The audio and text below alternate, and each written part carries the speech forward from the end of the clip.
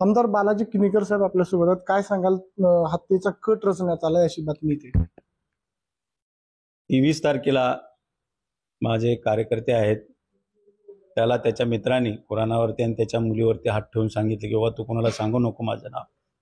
मोठं कारस्थान अंबरनाथमध्ये आमदारांच्या विरोधात कट कारस्थान हत्येचा रचला जातोय. त्यांनी त्याला सांगितलं तू आमदारांना सांग. मला सांगितल्यानंतर लगेच मी CP साहेब ठोंबरे साहेब आणि क्राईम ब्रँचचे DCP जाधव साहेबांकडे घेऊन गेलो. त्यांच्यासमोर त्याला बसवलं. त्याने व्यवस्थित सगळी माहिती दिली, कुठे मिटिंगी झाल्या काय आहे ते सर्व माहिती दिल्यानंतर साहेबांनी लगेच मला सांगितलं की ऑलरेडीच आम्ही 10-12 दिवसापासून आम्हाला माहीत आहे, आम्ही त्याच्यात फॉलोअपवर आहे आणि तुमचंच काम चालू आहे. त्यामुळं त्यांनी तिथं मला सांगितलं बरं झालं तुम्ही आलात आणि आम्हाला काय ॲडिशनल माहिती दिली.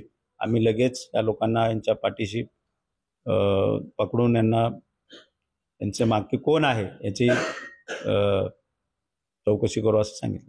मग नेमकं काय कारण असू शकतं हे, असं काय म्हणजे कट रचण्याचं काय कारण असू शकतं? पॉलिटिक्स आहे. पॉलिटिक्समध्ये कसं होतं, एखादा माणूस मोठा होत असेल तर काही जलीशी वृत्ती तयार असते आणि उल्हास आपल्या अंबरनाथमध्ये आमचे नगरसेवक 4 ते 5 नगरसेवक या ठिकाणी मर्डर झालेला आहे.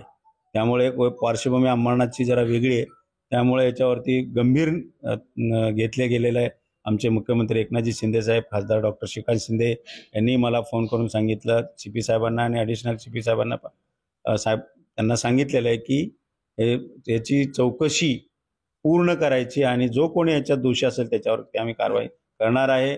आणि ह्या वेळेस पूर्ण अंबरनाथ आम्ही रस्त्यावर उतरणार आहे. ज्याचा माहिती झाली व्यवस्थित आम्ही अंबरनाथमध्ये सगळे लोक बाहेर पडून त्याची चौकशी करणार आहे. चांगलीच झालं जोडमाड चालेल.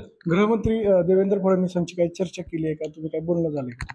नाही, त्याला आता मी जाऊन भेटणार आहे त्यांनाही, कारण का साहेब आहेत, त्यांना माहीत आहे की शिंदे साहेबांचा आमदार आहे. त्यामुळं त्यांनी पण चौकशी केली. तुम्ही 4दा सलग आमदार आहात, त्याचं कुठं राग मनात धरून कोणी असं कट रचते असं वाटतं? काही होऊ शकतं ना, हे राजकारण आहे. राजकारणामध्ये आणि अंबरनाथचे इतिहास याच्यामध्ये काही होऊ शकतं. मग एकनाथ शिंदे साहेबांचं काय बोलणं झालं तुमचं? सांगितलं ना, साहेबांनी मला फोन केला, CP साहेबांना फोन केला, ॲडिशनल DCP क्राईम यांनाही फोन केलेला आहे त्यांनी. लातूरमध्ये कुणाचा संशय असं वाटतंय का? आता तुम्ही पोलिसांना सांगत होता.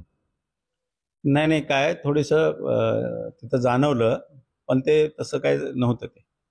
वैभव बालकुंदे, जी मीडिया, लातूर.